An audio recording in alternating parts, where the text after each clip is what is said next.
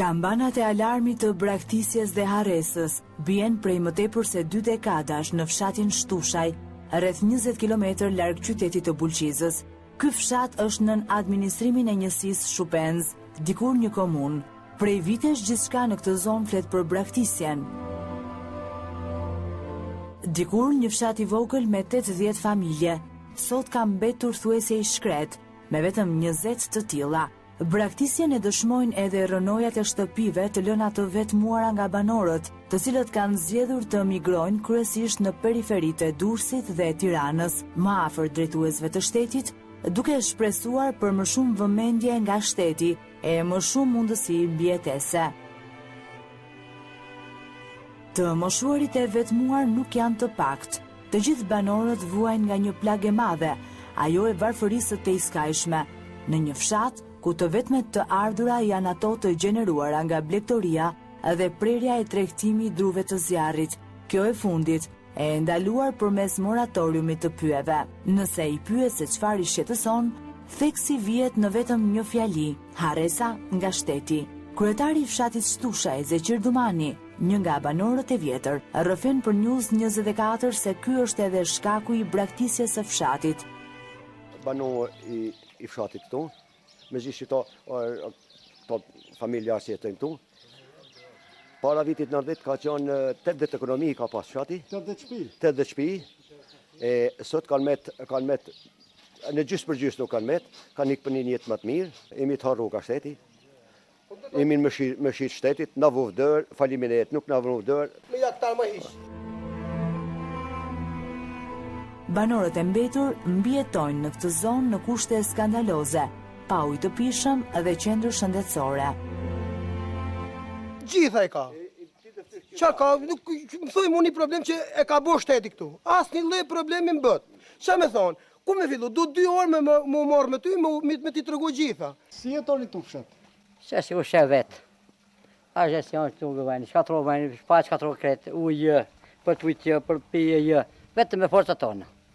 Me 20.000 lek asistentës, jetë, setë. Shteti u ka ndihmu? Se s'ka ndihmu shteti, kur zdo hiqë. Asë njënë, asë të mojtë, asë të gjetë, asë të një këtë moment se bëjmë s'da. Edhe pse është një zonë me burime të shumta ujore, banorët vuajnë mungesën e ujit të pishëm, një paradoks që e vuajnë prej dekadash.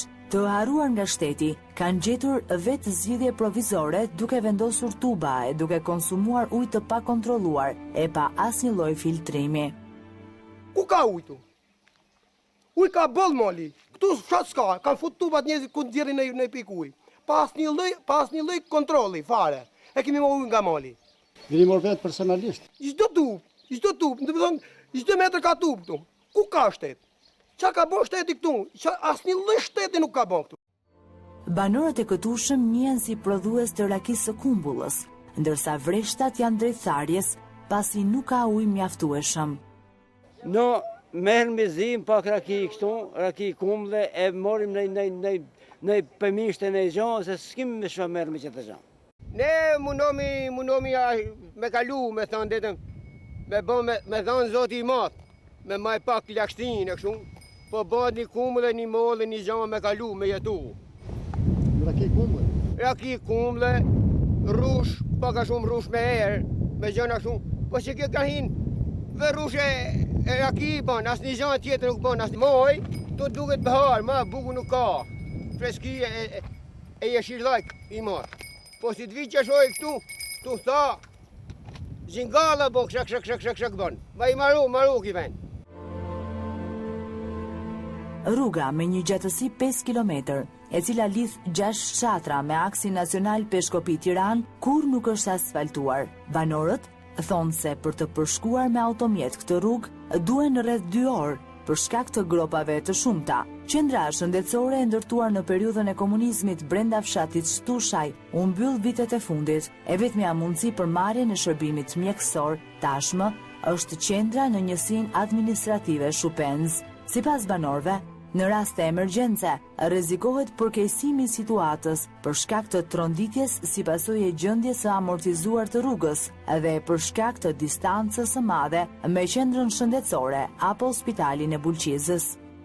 Jam 5 km rrugë, për dalë në asfalt, duhet 2 orë me makinë. Edhe makina tjetë mundësi tjetë e naltë, se delë në rrugë. I smumi vdes dhe kur të bika ora, me grëpa cika. Fshati nuk arrim për tonë, të rregullohet. Problemi o rruga poshtë, kryesorja që lidh 6 so fshatra. 6 so fshatrat lidhen paktën kryesorja, jo fshatit tash. Nuk e kërkoj nga asnjë lloj shteti, paktën kryesorja. Po spitali ku?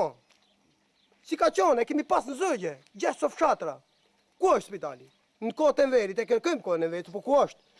O kemi një mami, falë zoti si në ka ardhë, para kollës, o në ka ardhë, sa më në pështu shpirtin. Doktori është në Shupens, është 2 orë lërkë. Mirë se që është për shembull, nuk ka vdër, po me pas vdër, o një këtë bish ke spitali rëbi vdes. E me gjitha të, premtimet për zgjidhjen e të gjitha problemeve të tyre kanë qenë të shumta. Të vetmet vizita që banorët nuk i harrojnë kurrë, janë ato që kryen nga subjekte të ndryshme politike 1 muaj para zgjedhjeve, parlamentare apo lokale. Pas kësaj, heshtje për disa vite të tjera, e sërish premtime. Kjo është ajo çfarë ka ndodhur për rreth 26 vite në këtë fshat verior. Premtime vinë, ta thonë të bëjmë rruga e parë rrugën prish u asë minita mos ja është bën. Nuk pa të kosh, vetëm fushat vit, bini fushat, na hapë premtimet, hikin, e në prapë të që kemi qenë prapë. Një muaj para votimeve vjen, se ka të drejtë, se thotë të marr votën, se unë thotë ta bëj. Ku e bën? Si të marr votimet thotë, është e drejtë. Gjë, unë personalisht nuk du t'i shoh me sy se më dhëmin syt. Mes zhgënjimit disa vjeçar, banorët janë të vendosur të mos marrin pjesë në zgjedhjet e këtij qershori. Ne vetëm kam që si fshat, mos me marr pjesë në votime hiç. Përgënjeshtë se 25 vjetë që na janë bon në këtë fshat. Pse të votoj unë për ato, për asnjënin? Pse të votoj për çfarë? Të votoj unë të hanë ata. Unë të hikim ne. Unë të hikim kurbit. Ne si fshat, e kemi vendosur nuk duam kuti votimi fshat mbët. Të me politik mu, unë gopa me politik mu. Unë gopa, nuk ka politik mu. Ata akuzojnë politikën për përpjekje të vazhdueshme për blerjen e votës. Se këtu e bin kutinë e votimit bashkë me thesin e millit. Me 30.000 lekë, me 50.000 lekë, a në hedhin. Unë nuk em duhet 30.000 lekë, se 30.000 lekë unë i thes milë morë. S'morë mo, ku da? Ndërsa nga ana tjetër, banorët apelojnë shtetin të mos i detyrojë që të emigrojnë. Po praktikisht shtu, në kemi në hallëzit të qetë ka një këtë. Dhe ne që kemi ka të shketë. Lirëm rrugë më babë, se nuk kërkej punë. Lirëm rrugë t'ikë unë i lirë. Mësë më ndjekin mu. Unë nuk kum kra asë në Greqi, asë në Itali. Mundi, e vetëm i shqiptarë në ndjekin. Ku qëkëj unë? Qa ti kërkësh ti popli këtu? S'ka në asë një punë. Ata pak të rinj të cilët nuk kanë mundur të emigrojnë, enden në rrugët e fshatit. Të rritë janë të pa punë. Të rritë meren me dronë, e shesin një dronë, një gjura, një gjanë që s'gjatë. E në asë një gjanë, asë një farë infrastrukture, në fshatin shtoshen nuk në vetë. S'kemi shtëtë, ne kemi metë në kata 5 plesh këtu, qysh dhe bëjmë nësë, me shtëmermi. Këtu pa punë, pas i gjanë, s'ka. Me çfarë merr ju pëse? Tu më në dronë, më në gjanë. Me asgjë tjetër. Asgjë tjetër. Ne më gjejmë në Itali, shkem ka njerë me 3 mujosh. 10-20 vetë janë, 3, s'ka. Gjithë kanë hikë. Në një zonë ku ende e zbatohen zakonet e vjetra, vajzat fejohen sapo përfundojnë klasën e 9. Banorët rrëfejnë se nëse ky fshat do të kishte rrugë, ujë të pishëm dhe përvaditje dhe një qendër shëndetësore, ata do të riktheheshin në vendlindje, aty ku ajri është i pastër e ushqimet janë bio.